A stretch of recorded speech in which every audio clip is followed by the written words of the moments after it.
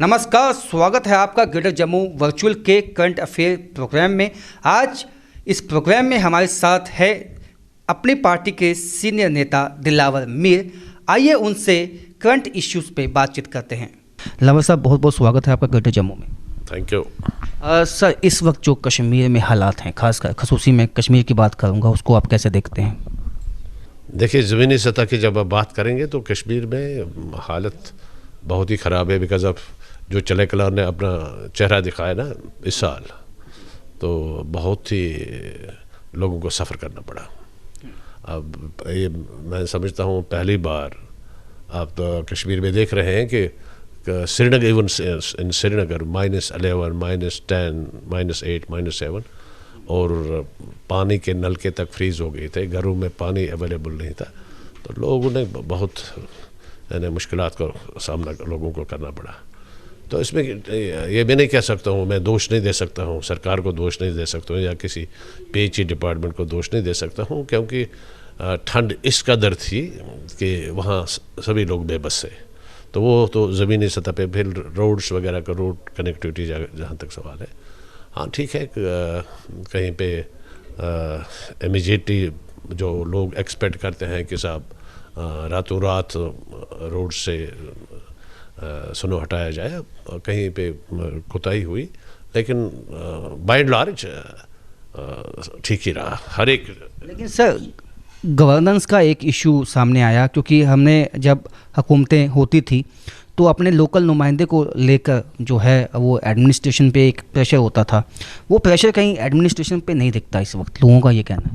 अब देखिए, जहाँ तक ये आपकी बात सही है, बिल्कुल दुरुस्त है, मैं आपसे एग्री करता हूँ कि जहाँ तक लोकल नुमाइंदों का ताल्लुक़ है, लोगों की एक्सपेक्टेशन और लोगों की वाबस्तगी जो है, हमेशा लोकल जो लीडर उनका होगा, चाहे वो MLA हो, MLC हो, कुछ हो, तो उसके साथ ज़्यादा वाबस्तगी रहती है और उससे ज़्यादा वो एक्सपेक्ट करते हैं।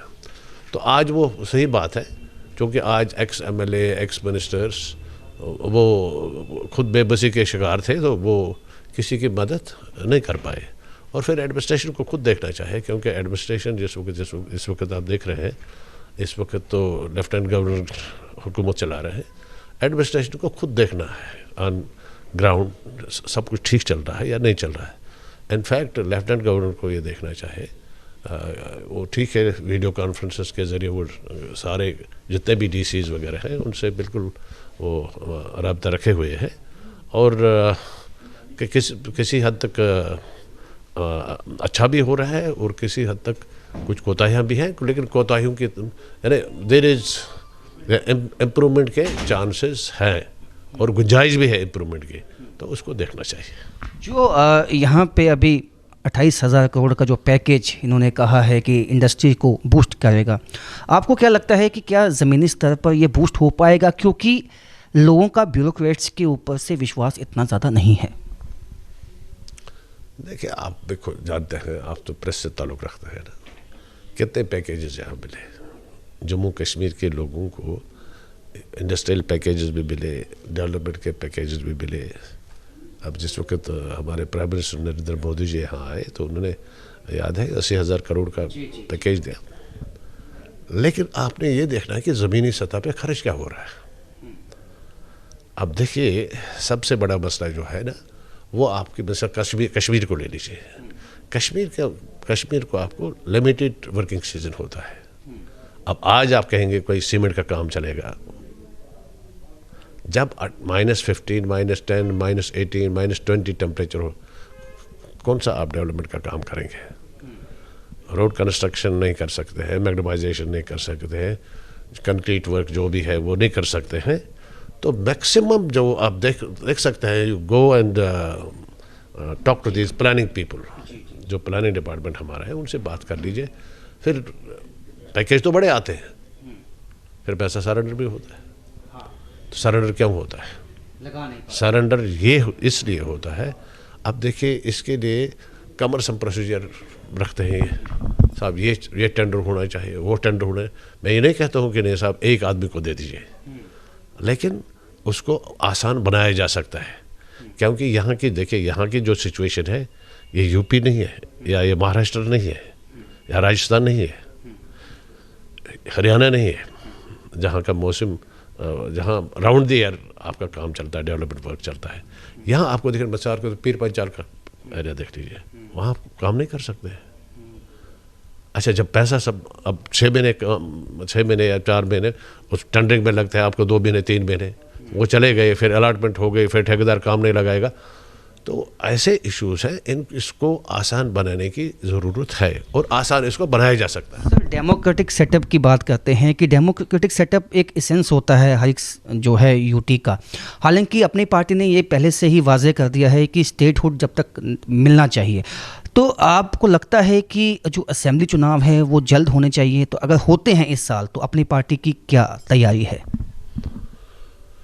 हाँ, इलेक्शन बहुत ज़रूरी है, बहुत इम्पॉर्टेंट है इन ए डेमोक्रेटिक सेटअप। जब तक आप लोगों की राय नहीं जानेंगे, लोगों के पास नहीं जाएंगे, वो अपने नुमाइंदे नहीं चुनेंगे, तब तक ये सारा बेमाने है। तो इलेक्शन तो होनी चाहिए। अब इलेक्शन किस टाइम होगा ये मैं नहीं कह सकता हूँ, ये और कोई नहीं कह सकता है। It is for the election commission to decide कि वो इलेक्शन कब करवाएंगे, जब उनकी भी तैयारी होनी चाहिए ना। अब यहाँ पे आपका सबसे बड़ा मुद्दा इस वक्त है डिलिमिटेशन। अब जिस वक्त डिलिमिटेशन कंप्लीट हो जाएगा ना, आपको फिर डिलिमिटेशन कमीशन का जो रिपोर्ट आएगा उसमें तो they will invite objections also. आप ऑब्जेक्शन जिस वक्त इनवाइट करेंगे। यहाँ सवाल ये है कि डीडीसी जब इलेक्शन हुए तब भी ऑब्जेक्शन मंगाई गई थी, लेकिन सब रिजेक्ट कर दी गई। तो यहाँ भी ऐसा हो सकता है? रिजेक्ट करें या ना करें वो दूसरी बात है। देखिए, जो जेन्युइन, अगर कहीं आपकी जेन्युइन डिमांड है, whosoever is in the government, he should accept that genuine demand. Genuine demand को आप बिल्कुल नज़रअंदाज नहीं कर सकते, उसके फिर अपने रिपरकशंस होते हैं।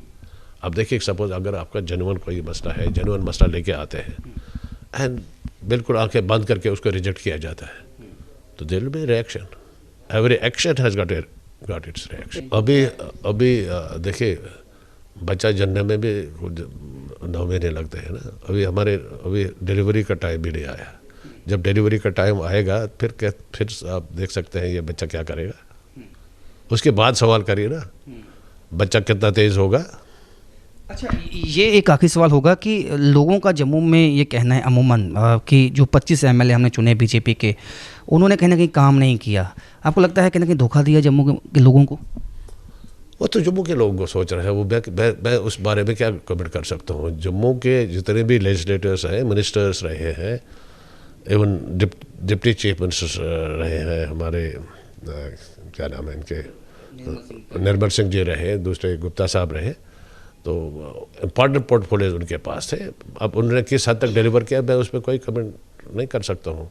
That is for the voters, जो उनके इलेक्टोरेट है, जम्मू के जो लोग हैं, जम्मू शहर के या जम्मू के बाहर जिसका है, वेदर चाहे कठुआ हो, पुंछ हो, राजौरी हो, जम्मू हो, ये इनको देखना है कि साहब हमारे जो नुमाइंदे थे उन्होंने हमारे साथ इंसाफ किया या नहीं किया। इस साल इलेक्शन होते देखते हैं असेंबली के?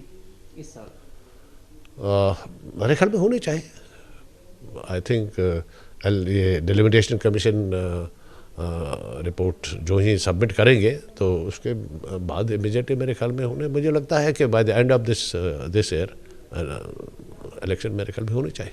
अब देखिए, फिलहाल इमीडिएटली जो नोटिफिकेशन निकला तो उसके बाद पहले तो शुपिया और श्रीनगर का है, तो वहाँ दोनों हमारे चेयरमैन आ रहे हैं।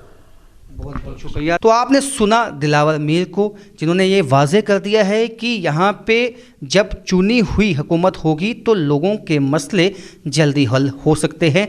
हालांकि एलजी एडमिनिस्ट्रेशन अपनी तरफ से कोशिश में है कि लोगों के मसाइल कम किए जाएं, लेकिन फिर भी वहाँ पे गुंजाइश है, क्योंकि वहाँ कई ऐसे काम हैं जो लोगों के नहीं हो पाते हैं, क्योंकि उनकी रीच जो है वो एडमिनिस्ट्रेशन तक नहीं पहुँच पाती है। तो ये साफ है कि हर कोई पार्टी, जिसमें बीजेपी और ख़ासकर अपनी पार्टी है, ऐसा लगता है कि वो चुनावों के लिए तैयार है। फ़िलहाल मेरे साथ इतना ही। देखते रहिए ग्रेटर जम्मू वर्चुअल।